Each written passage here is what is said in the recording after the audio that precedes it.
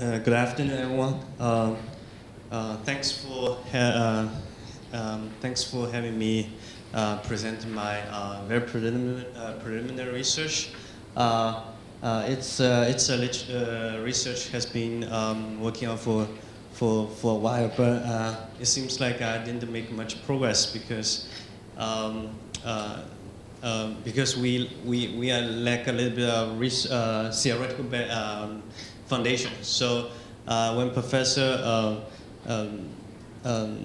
Sebastian mentioned about the role theory, I found it's a very good chance to find some very exciting theoretical framework that could probably give me some insights on my research.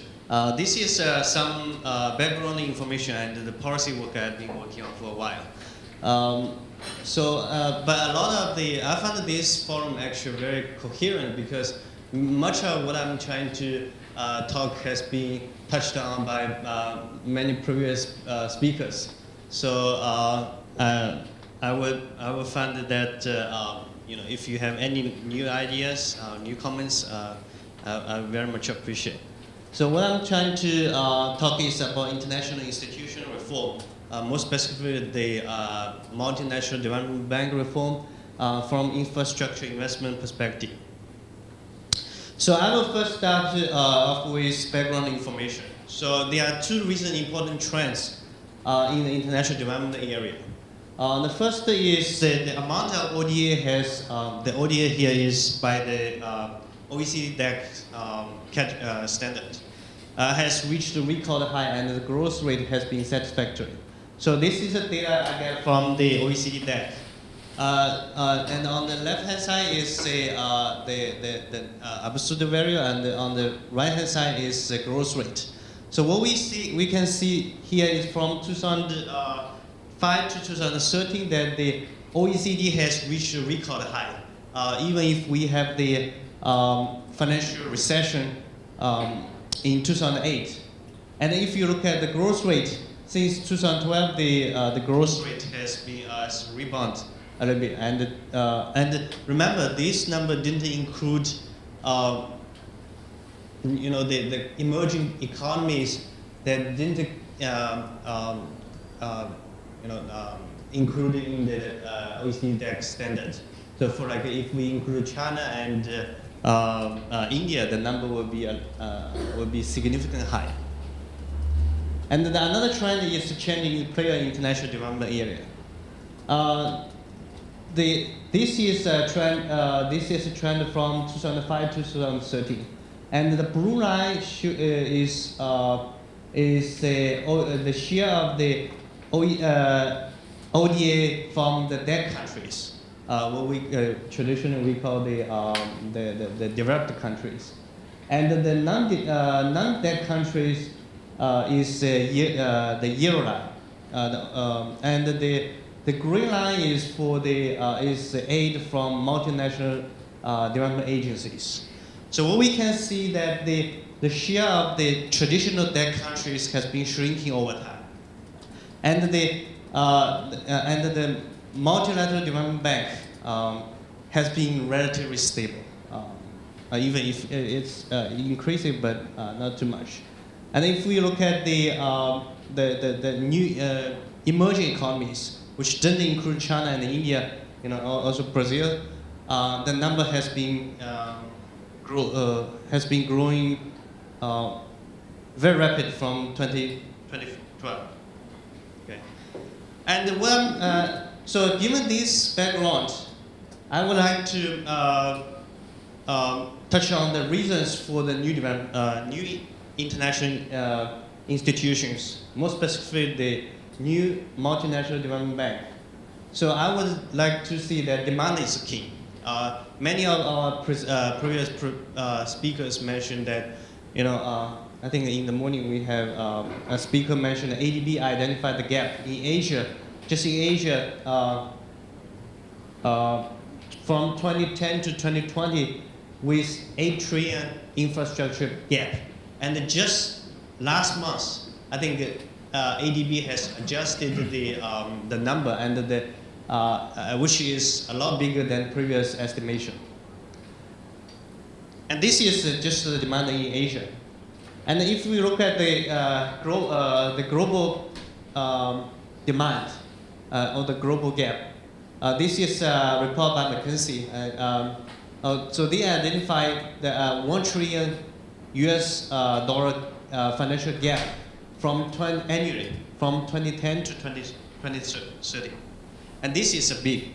And as some our speaker mentioned that there is no role, there's no country or role or institutions have been trying to bridge this gap. And the World Bank and other traditional banks has been very slow to meet this, to bridge the gap, or fill the gap. And why? So this is a figure on the evolution of paid-in capital as percent of total capital for the selected multinational development bank. Okay, what's the definition of paid-in capital? So when we are talking about the capital for multinational development banks, we always we tend to confuse these two concepts. Paid-in capital is a capital that actually paid by member states. And the total capital is a capital promised, or they call it the called-in capital. Okay, so this is the difference from the basically the percent of paid-in capital when the MDB created ended in 2012. So interesting. So IBRD is basically the World Bank, right? The main branch of World Bank. IADB is Inter-American Development Bank. AFDB is Africa Development Bank. And ASDB and EBRD, which mentioned also by previous speaker. So those major development banks, if you look at them, for example, when they created, World Bank created in 1944, the percent of paid-in capital consisted of 20% of total capital, right? And but in 2014, its paid-in capital is only 60%. And for IADB, which is the the major regional development bank in African countries, this is the percentage is 50% when it's created, but in 2014 it's only 3.8. So what we can see that there is a significant gap for the MDBs, existing MDBs, to make loans because simply because their paid-in capital is not enough. And also there are other reasons for new international institutions. Of course, when we are talking about demand, many people raise questions about political concern. They talk about whether China, the new development bank, will actually be competitive or additional reform. I would argue that the new development banks like AIIB and new development bank, the BRICS development bank, are actually additional reform. This is consistent with China's domestic reform. If you look at China's reform policy over the last 30 years, China is not like tear down all the existing institutions. Usually we have the additional reform or additional institutions or additional track we usually call to complement with the existing ones. So there are mainly two reasons. China benefits a lot from existing multinational development bank, like World Bank. World Bank provided a lot of technical assistance for China at the very beginning economic reform, and also and this is as well, and also competing with the existing institutions can help them. By them I mean the existing development bank, help them improve their practice and accelerate the institutional reform. Okay. And of course, and also there are institutional advantages for the new development banks as well. For example, they can make best use of the advantages and bypass the disadvantage of existing MDBs. Many of you might have known that the existing MDBs receive a lot of criticism for being too bureaucratic or too political, as some of you may argue. And also the as we know that it takes at least 2 years for a program to get through the World Bank or ADB. Why? One main reason is that there are too many safeguards. The necessary safeguards are important, but sometimes, with the bureaucratic procedures, the safeguard can be very tedious. But there are some problems for the new NDBs. They are, macro sustainability, for example, and especially when, for example, in many African countries, we visited Africa in January in Ethiopia, we are surprised to see that their trade deficit account for 20% of their GDP, and that is not sustainable. So, and China make loans to Ethiopia.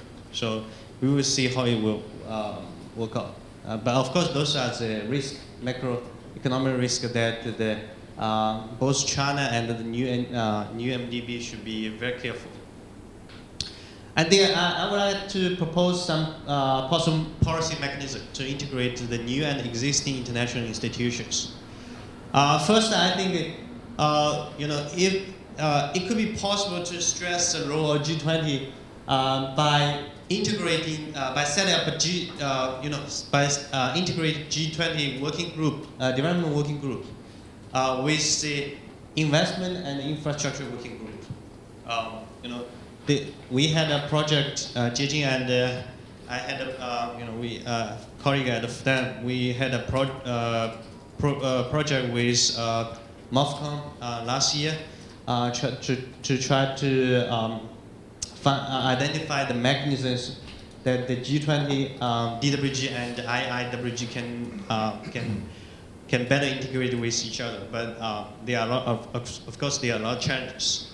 And also, I'm thinking, if it's possible to create an institutional body or steering committee like OECD DEC within the G20 framework.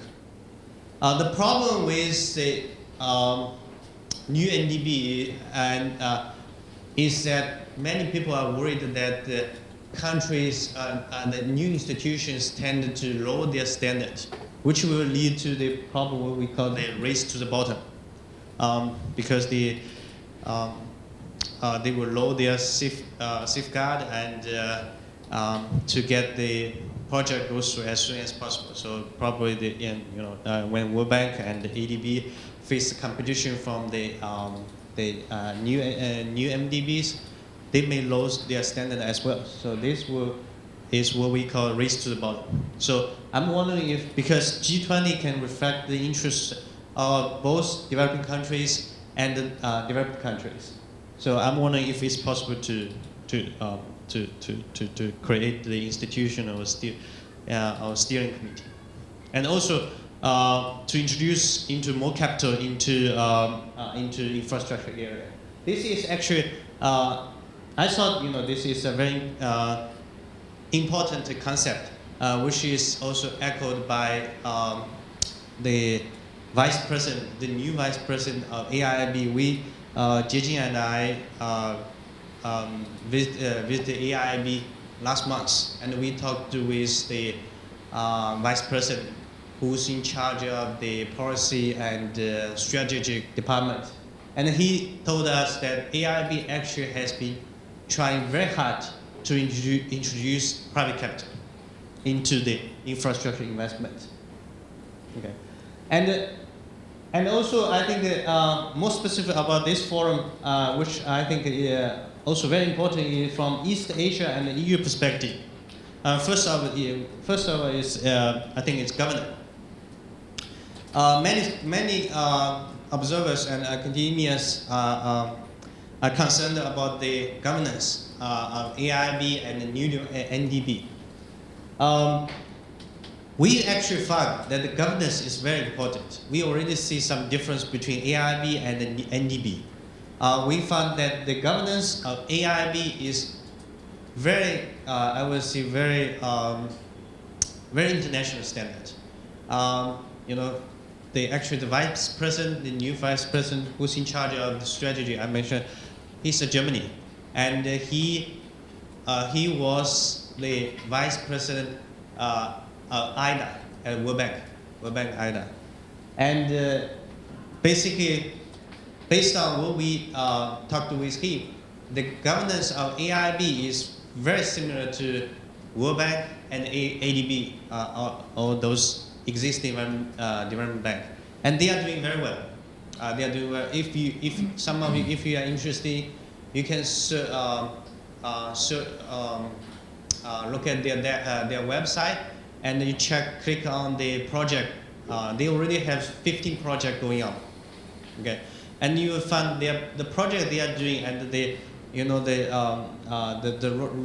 documents are very similar to the World Bank and ADB, except that they are more focused on infrastructure, and right now they do a lot of energy department. And NDB is the new development we call the brick development bank is a little bit below. It's a little bit behind, I would say.